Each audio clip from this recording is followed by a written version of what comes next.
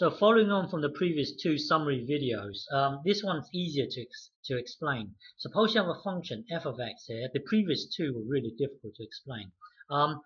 Suppose you have a function f of x. It could be any function. Let's just say in our case it's to the power of 3. If you want to find out what happens, let's say k to the k f of x here. So what that means is work out your old value and then multiply it by k. So if in our case here f of x is defined as x to the power 3, our graph will look like this. Okay. So suppose this is 1 here, this is 2, this is 3, this is 4 here. So 4 is up here, 2 is here, and blah blah blah here. Now, if you want to investigate k of x here, try to, well, if you ever forget, put a simple number into the k just so that you get a sense of what's going on. Let's say you put a 3 into here. So now try investigate what happens when you have 3 f of x here.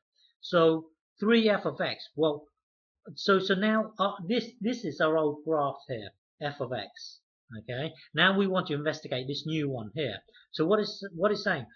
When we now want to come up with our first value along x equals 1.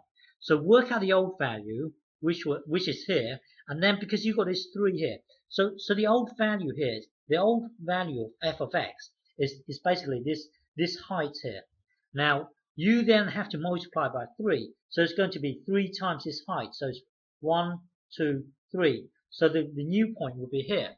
Now when it comes to 2, you got to work out you got to work out the old f of x first. The old f of x is here, and then you got to then multiply by 3. So it's 1. You got to times this length by 3. So it's going to be it's going to be something like this.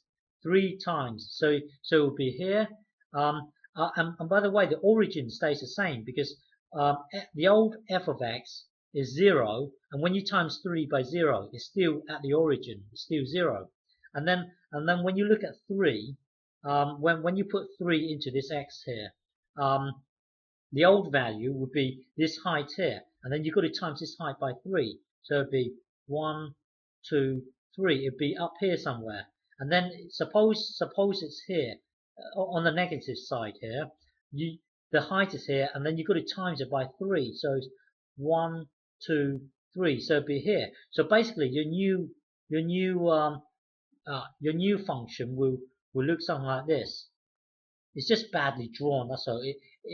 It's a bit like being squashed inwards, but it's not actually the same. In this case, you're actually multiplying the height each time. Hang on.